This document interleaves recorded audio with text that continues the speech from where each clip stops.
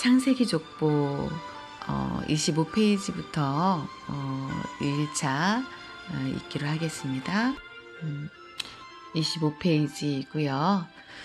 광야에서 이스라엘 백성이 만든 놋뱀 역시 기념물이었습니다. 민수기 21장 4절에서 9절, 왕하 18장 4절, 험한 길 때문에 마음이 상하여 하나님을 원망하던 이스라엘 백성이 불뱀에 물려 죽게 되었을 때에 놋으로 만든 뱀을 쳐다봄으로 다시 살게 하셨습니다. 이 놋뱀은 훗날 십자가에 달리실 예수 그리스도를 예표하는 것으로 요한복음 3장 14절에서 15절 진노 가운데서 긍휼을 베푸시는 하나님을 기억하게 하는 기념물이었습니다. 또한 하나님은 모세 이후 여호수아를 세워 요단강을 건널 때 요단 강물이 갈라져 마른 땅이 되는 기적을 기념하게 하셨습니다. 여호수아 3장, 이때 하나님은 요단강 도하 사건을 영원히 기념하는 표징이 되도록 12돌 기념비를 둔 곳에 세우게 하셨습니다. 12돌을. 그중 하나는 요단 가운데서 돌 12돌을 취하여서 길갈에 세우게 하셨고, 여호수아 4장 8절 20절, 다른 하나는 요단 가운데에 언약궤를 맨 제사장들의 발이 굳게 섰던 곳에 세우게 하셨습니다. 여호수아 4장 9절, 여호수아 4장 7절에서는 이 돌들이 이스라엘 자손에게 영영한 기념이 되리라고 말씀하고 있습니다. 결국 옛날을 기억하라는 것은 과거의 시간들이 고난과 시련의 역사였지만 그 속에서 하나님의 뜨거운 사랑과 은혜, 권고가 깃들여 있음을 깨닫고 하나님의 놀라운 구속 경륜을 깊이 헤아리라는 뜻입니다. 두 번째 명령, 역대의 연대를 생각하라.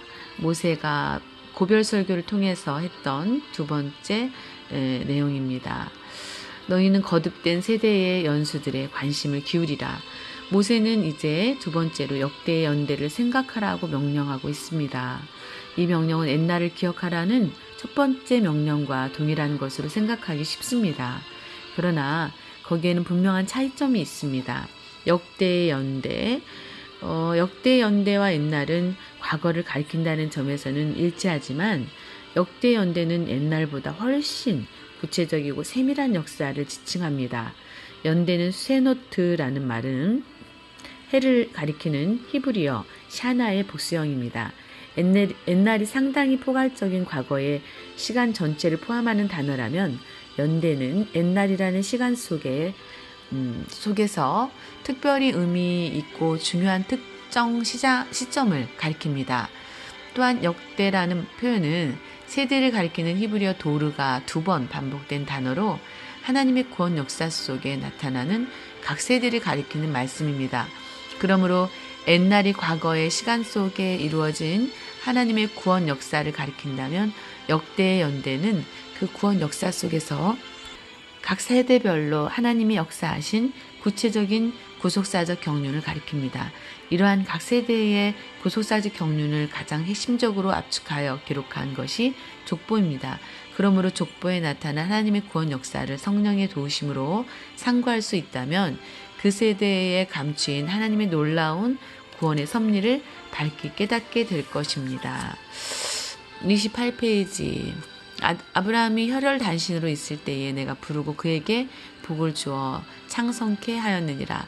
위 구절에도 내용상 역대 연대를 통해서 나타났던 사건들과 인물들의 경험을 생각해 보라는 뜻이 담겨 있습니다.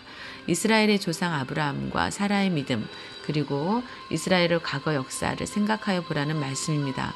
다가올 역사적 현실이 바벨론 포로 생활에서 고국으로 돌아갈 희망이 전혀 보이지 않을지라도 아브라함에게 베푸신 언약을 생각하고 애굽에서 종되었던 때 하나님이 이루신 그 큰 역사를 하나하나 헤아려 보고 소망을 잃지 말라는 메시지입니다.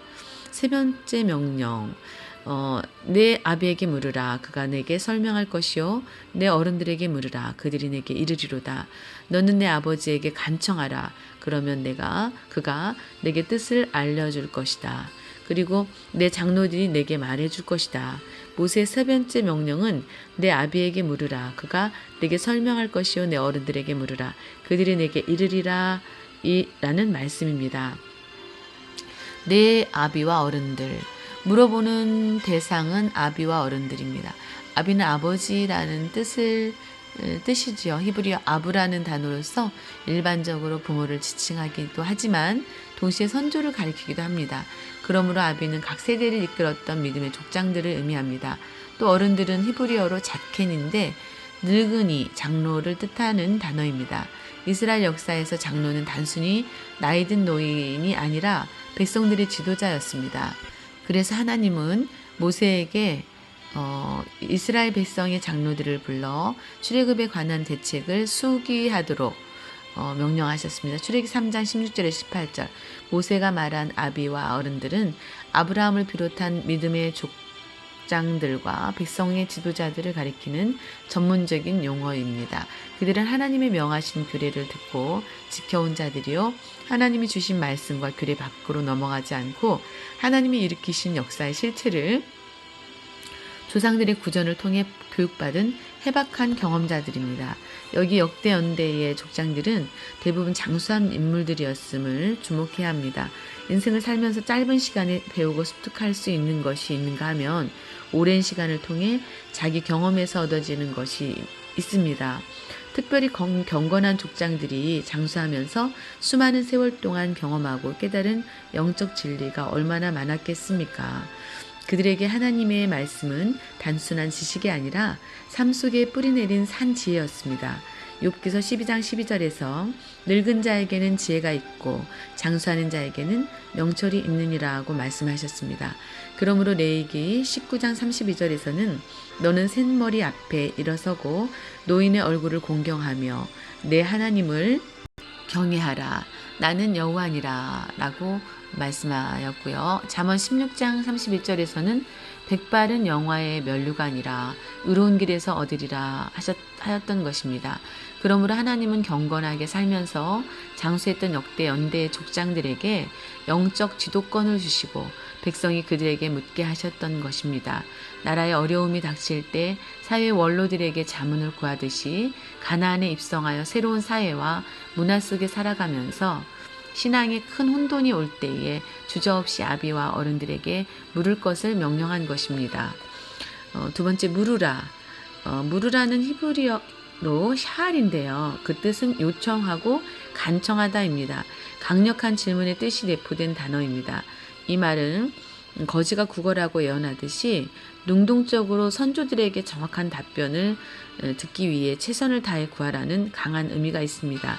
곧 이스라엘의 자손들이 큰 관심을 가지고 여호와께서 자기들에게 행하신 큰 일을 배우려고 적극적으로 힘쓰기를 요청하는 것입니다.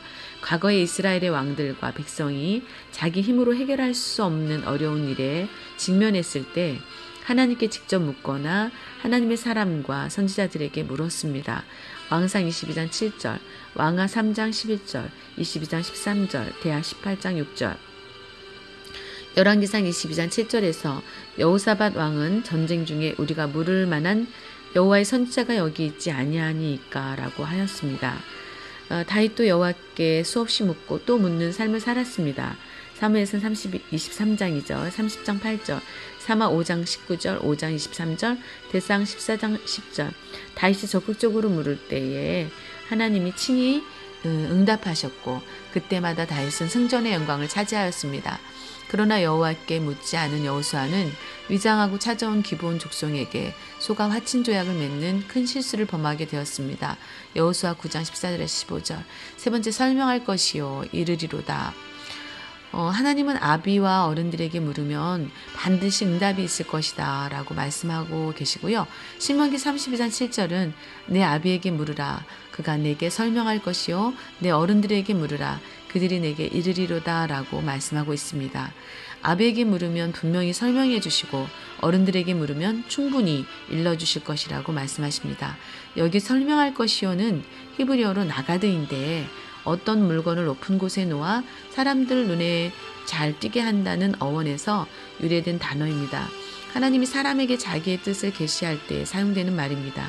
하나님이 꿈으로 자신의 뜻을 알려주는 경우 창세기 41장 25절, 또 선지자들이 하나님의 말씀을 받아 백성들에게 선포하여 알게 하는 경우 신명기 4장 13절에도 나가드라는 단어가 쓰였습니다.